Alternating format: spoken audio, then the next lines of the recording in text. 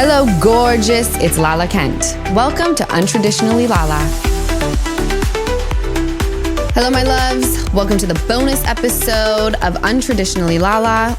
Oh my gosh. We have such good questions today, and I love it because we're kind of like all over the place. This is my first solo bonus episode. A lot of cherries being popped this week, for real. I'm like, oh, it's a nice little feeling. Little nervous. It does feel like when I lost my virginity.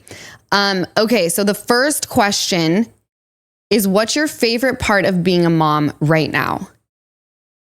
Oh my gosh, that's so hard to even pinpoint one thing. I think my most favorite part about being a mom right now is watching. So Sosa's only a year old. So like she's fun, but like we're still learning a lot. We're in a learning process. Not saying that Ocean isn't, but Ocean is very much like a little human being who can go toes with me.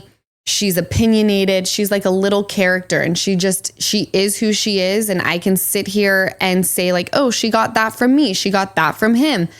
But I just think that they come how they are. So my favorite part about being a mom right now is watching my kids just turn into like the little humans that they were born to be. Like I can already see how Ocean is going to be when she's older. The girl has mad stamina. She does not take no for an answer. It is completely exhausting. And I love it because I'm like, girl, you are going to go places. You know, and she's such a character. And my mom has said, like, I really want you to set up a YouTube channel for her.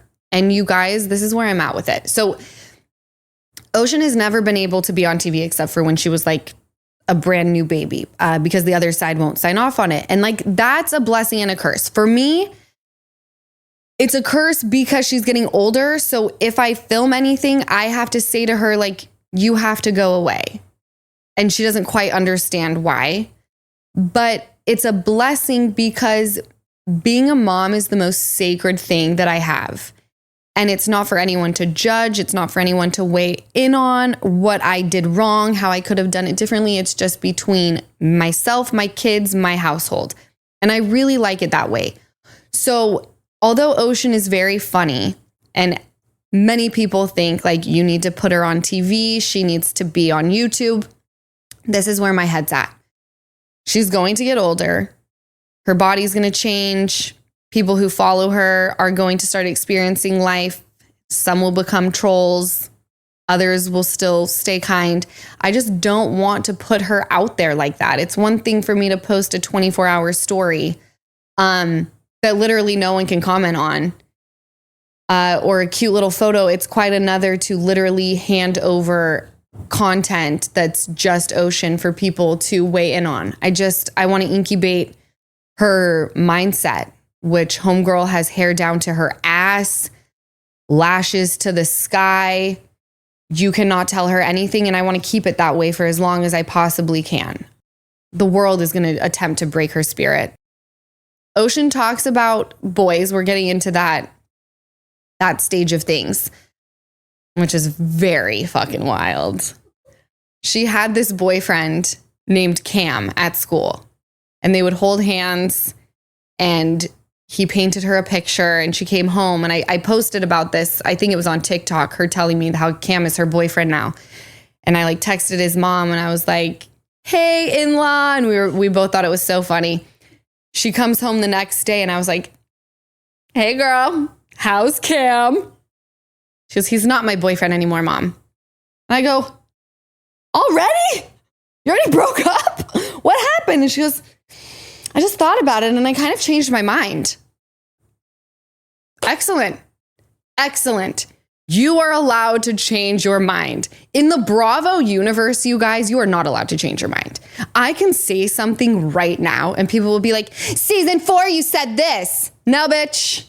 You can change your mind. You can feel one way right now, and in 5 minutes, you can feel a different way. And I'm cool with that. What's one thing about you people would be surprised to know?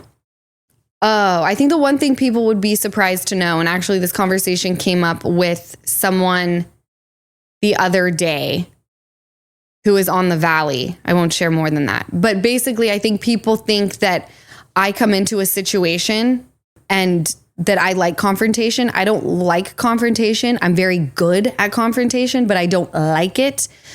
And I think people think I come in, I go toes, and I feel great about myself. I go home and sleep like a baby.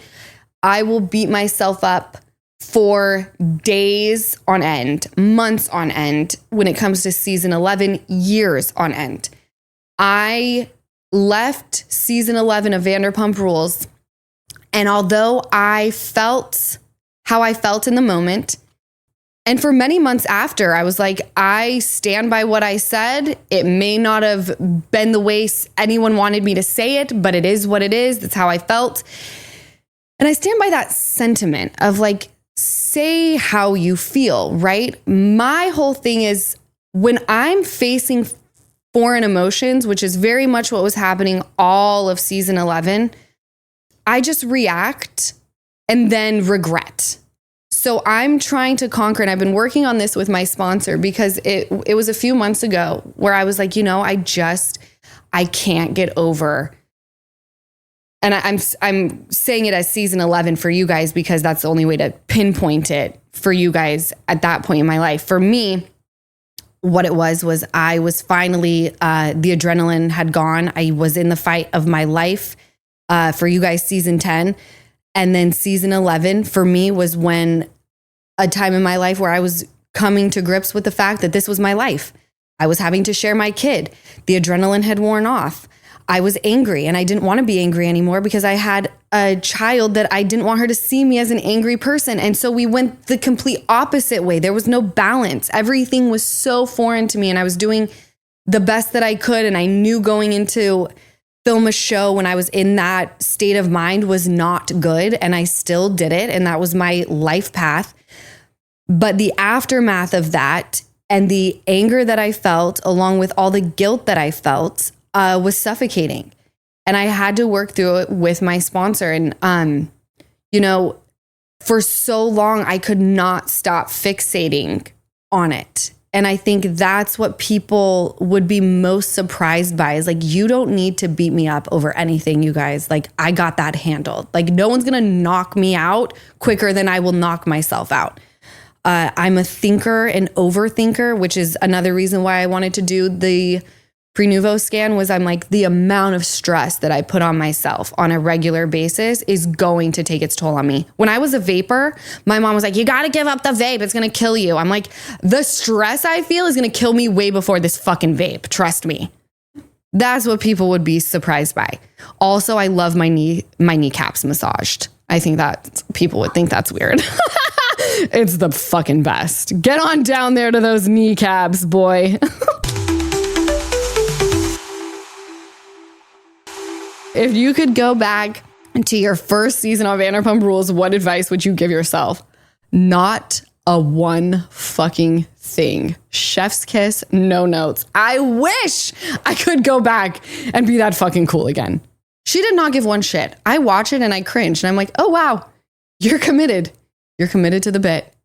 However, that first season that I was on Vanderpump Rules, which was season 4 for me, I was so insecure. I was broken out and I had to like fake confidence. I faked it until I made it. And then we went a little too confident. Then the head was like in the clouds. I would have told her like, I know you're having a great time. Maybe I would have told her to not hit the bottle as hard because I really wish I could like have just a drink with someone. Instead, I'm like, how's that drink? I'm going to hit a meeting. It's all good though. If you could collab with any celebrity on a project, who would it be? Larry David. Larry David. Because there is no one like him. There is no one funnier. He is completely effortless. He's uncancelable, which is fucking awesome. If you guys have not watched every season of Seinfeld and every season of Curbed, you are really messing up. I would die to work with him. I just find him to be a fucking genius. Also, there's a new one though, you guys. It's called Bad Friends with Andrew Santino and Bobby Lee. Easton, my brother, introduced me to this comedian. And the first one I watched was Cheeseburger on Netflix. Hysterical, I die.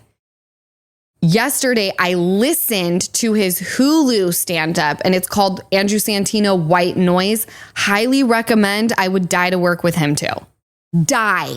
He's so fucking hysterical. I'm not going to tell his jokes on here because it's just not going to hit the same.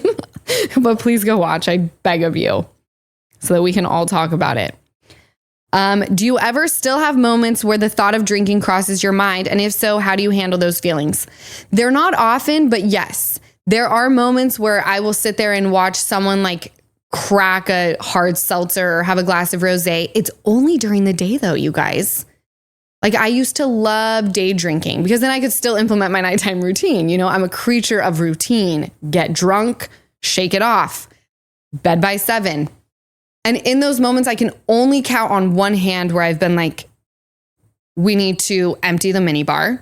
That was probably in 2020. I had that moment in Puerto Rico where I was like, I'm going to drink and no one's going to know. And I called the front desk. I said, I need someone to immediately come and clear out the minibar. And they did. I called my sponsor. We talked through it. That was the biggest one. Since then, there was one moment where I called my sponsor and I knew I wasn't going to be able to stay sober for myself in that moment. I was going to have to stay sober for something bigger than me, which that was Ocean. So they don't come around often, but I know the days are looming and I know the beast is never going to be conquered. Like she's always going to win. That motherfucker is aggressive. She has stamina. The moment I feed into her, I'm going to be fucking KO'd and not on my watch. I have such a fantastic new sponsor, by the way, too. If you could play matchmaker for Easton, what type of partner would you set him up with? So Easton's very chill. He would need someone with a lot of drive. Not saying he's not driven, but he is just like the best time, the brightest light. And, you know, there are people that are like, he's got the most brilliant ideas. And I know that he is going to take one of them and just like fucking crush it. But he needs someone who balances him out because he's a fucking good time. He needs someone to kind of put him back on the train tracks. Physically, Madison Beer. But then I may have to steal her from him. So that wouldn't be good. Because I'm a winner, guys. I'm a winner. How is your relationship with LVP today? LVP and I are so thick. I'm actually so glad someone wrote this because I actually need to call her. She has always just been so supportive of me and so kind. And I think there are things out there about her from certain people where I'm like, okay, that's your experience. But for it to be an overall, you know, I'm really into this thing right now and I don't know how it happened, but I'm like, depends on who you ask. People are like, Lala, you're a raging. I'm like, maybe. Depends on who you ask. You could ask this person. They could say I'm absolutely fucking wonderful. Just depends on who you ask. For me, I'm being asked if Lisa Vanderpump is freaking fantastic. Lisa Vanderpump is freaking fantastic. I like what she believes in, stands for when it comes to the dogs. She and I are thick, and I hope it stays that way. If you and Scheana weren't on speaking terms, would you still let Ocean and Summer Moon have play dates? Absolutely. My whole thing in all of this is I want my kid to always be prioritized, and my kid enjoys Summer Moon. Scheana and I are in a very strange place. But there was a shift where I kind of went, I don't know about this. I love her. She's like family. I am very disappointed on how she has gone about certain things. She and I are obviously not in a great place. She said it put friendships into perspective based on who posted her book. She didn't talk about the times that I've sat in a car and cried with her about the situations that she wrote in her book. She didn't talk about the message that I sent to her about how fucking proud I am of her that she wrote this book, put her heart out there, and made it to the New York Times bestseller list. That is not easy.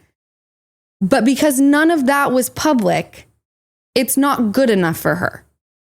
And I want to shake her at times. Because in the past 2 years, I have had to do a lot of soul searching, and I have had to own my part in a lot of situations that I didn't want to own my part. I wanted to place blame. I wanted to say, but you did this. We have come a long way. With Scheana, I want to shake her because it's like, you have a husband who's absolutely wonderful. He may not have done wonderful things, but he has made massive changes for you. And that's a beautiful thing. You chose to stick with him. That is absolutely incredible and wonderful. You have a beautiful, healthy little girl. You've got both your parents. Your sister's cool as fuck. What are you so mad about all the time?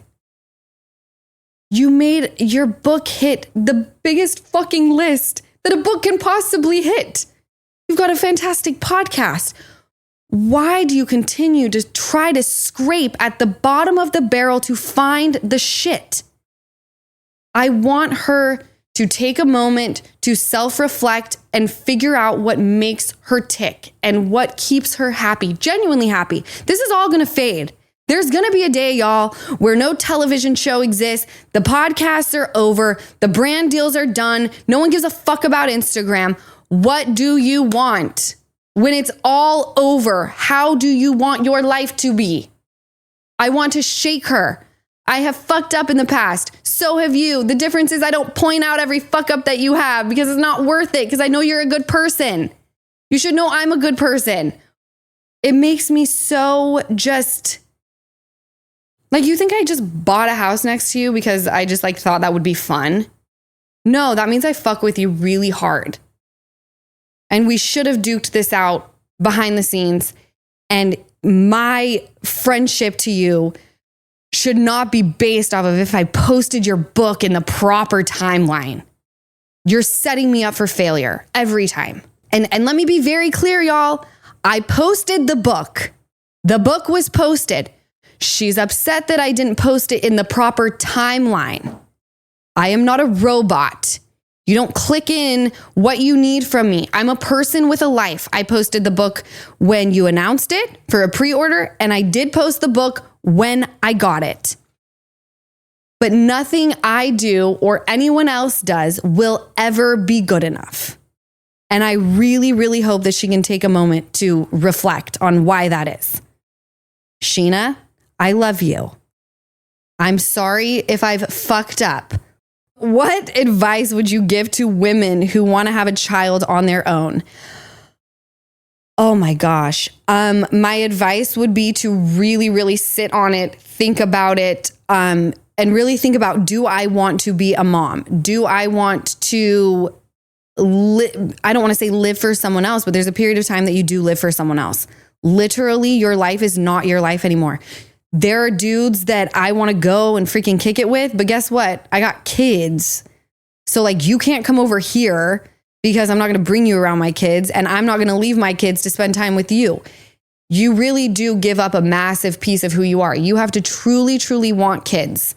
And I ask people, I've asked Katie Maloney this. I think I asked Brynn, who used to be on Real Housewives of New York. I said, do you want kids or do you want a family? And I put that in quotes because I have a family. It just looks different from most people's. It's untraditional.